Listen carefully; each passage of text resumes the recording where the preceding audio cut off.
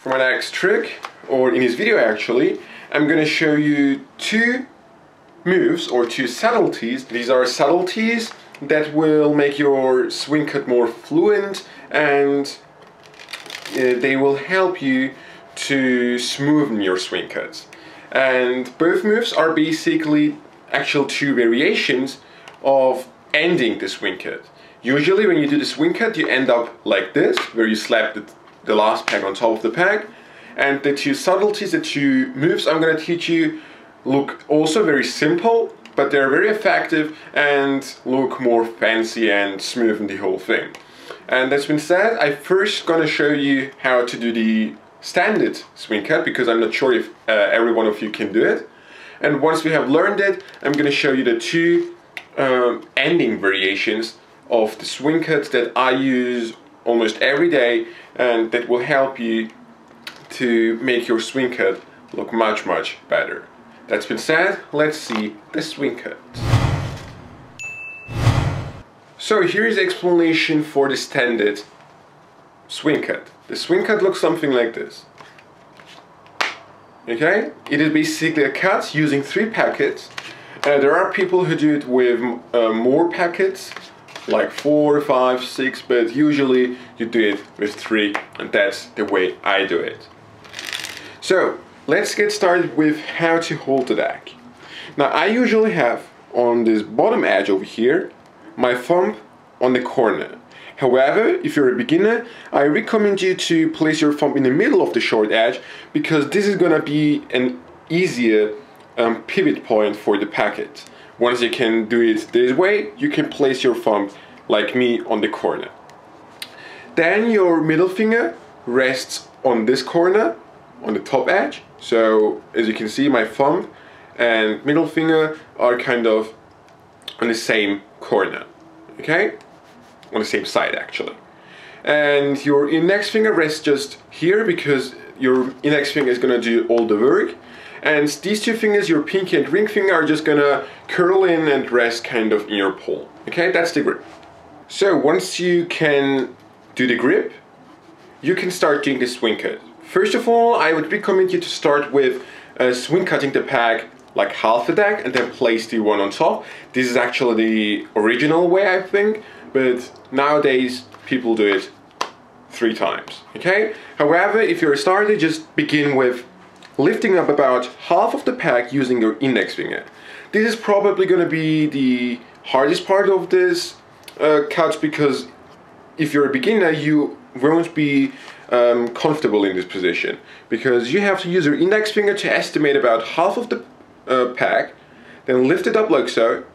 Okay, you don't have to lift it up this much. It's enough if it's just a little bit, so you have enough space to use your index finger to go away from your palm, okay? And as I've said at the beginning, your thumb is gonna be a pivot point, so you can pivot this peg around your thumb. And if you have your thumb in the middle, you will be able to pivot this peg more to the side. However, you don't need it to be that much. So try to lift it up, again, half of the peg around half of the peg, then pivot it, okay? That's actually enough, okay? Now you're gonna come, okay, and by the way, that's the way I do it. You're gonna grip this peg, like this side of the peg, between your thumb and index finger, like so, okay? And this is gonna position the deck in a perfect grip to go on with this swing cut. Okay? I mean, there are people who do it this way, by placing their index finger into the break and doing it. Now, I mean, I think this looks quite ugly. That's just my personal opinion. I think this looks more smooth and professional than this. Okay? So, around half of the peg, pivot it, like so. Then, you grip the peg like so, between your thumb and index finger. Okay, and when you peel this pile back, this is gonna automatically rest in your hand. Okay, and then you will you actually can close the cut, so to say. And once you can do that, you can start doing the swing cut with 3 packets, which looks something like this. Okay, that was 4, I think. 1, 2, 3. And the way this works is, again, very easy. Instead of cutting about half of the pack, you just lift up around a third of the pack, do the swing cut, okay? Notice how I grip it.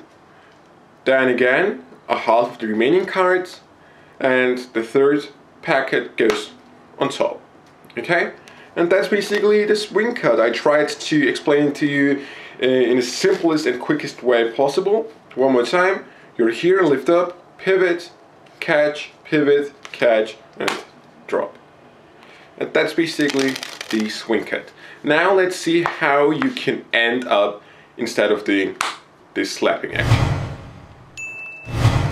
So the first way I'm going to show you how to end your swing cut looks something like this. So you see the difference. Instead of slapping it, you do kind of a fancy, very nice looking, simple yet effective move. To make this happen, it's actually very simple. You start your classic swing cut, okay? You do it once, twice, and instead of slapping this one now on top, you do this move. Okay, you basically turn around the pack from its long side and then the short side back facing down. Okay, and this move here reminds me of the Stuart Gordon double lift, I think it's called. Okay, it's this double lift where you turn around two cards as one. Okay, and it was a double. So what you do is this. Now, of course, with the packet, it is much easier. You do the swing cut. Okay, now you're in this position. Your thumb is gonna go on top, or in other words, the bottom edge here that looks towards yourself is gonna look upwards, and you're gonna make this happen by turning your wrist so the short edge that was originally here looks now to the top. As you turn your wrist, your index finger is gonna rest on the bottom of the pack here, because as you run your thumb along the face of the cards, your index finger is gonna act like a surface so the cards don't fall on the ground. Okay, that's the only purpose of your index finger resting on the back. So you are here, okay, your index finger is here, and you do that as you turn around the pack, so the top edge is here. Now, once you're here, let's start again. Your thumb from this side is gonna start gliding on the face of the cards, and this whole action happens as you turn around the pack 180 degrees, okay, from here to here. It looks hard, but I think it is very simple. Okay, you're here, as you turn around the pack, your index finger rests in the middle of the pack, so to say, and as you turn around the pack so it's facing up, your thumb is going to glide from the top edge to the bottom edge by gliding through the face of the card. And now you will be in this position. From here, you are going to place the long edge here. You will align them with your fingers right here, these three fingers, and you're going to close it like a book. This variation is basically going to make your swing cut look more professional and very smooth. So now let's learn the second to last variation. This is going to be easier for me to explain because it uses kind of the same method as in the first one, like this move over here. But instead of placing the last packet on top of the pack, you move it back to the bottom. Of course, not this way. You're going to do it in a more fancy and good looking way. It looks something like this. That's the second variation. To make this happen, you do again the swing cut twice. You do this move, okay? Let's call it the Stuart Gordon packet lift, okay? Doesn't matter. And from now on, instead of closing it like a book, you're gonna do something with this pack. As you do this move, you are gonna press with these three fingers, okay, these three fingers will automatically here because they are holding the pack, and you're just gonna press on the long edge, which is gonna cause the card to lift up here, okay? And you're not gonna leave it here. Of course you could just place it here, but to make it easier, I do this and then turn my wrist so I can see from my point of view the faces of these cards. Now in this case my hand is here so you can't see it, but from my point of view I can see clearly the bottom card, okay? And one more tip, when you're here and do this, you should be, from your point of view, able to see the bottom card of both packs. Okay, if you're here, that means you're right. And since I now tilted this hand like towards this pack, there is now much more space for me to drop the last pack into the gap, okay? So there's a difference between this and this, okay? This one I show you here is much easier, and I think it looks a little better than the first one. And the way you drop the cards in here is actually very simple and easy. You just have to release the card, and gravity is gonna do the rest, okay? Just here, now just release the card, and gravity is gonna do all the work, and it will automatically go into the gap and turn kind of this way, okay? From facing up, it will turn facing down, okay? And one quick tip, when you do that, don't stay here.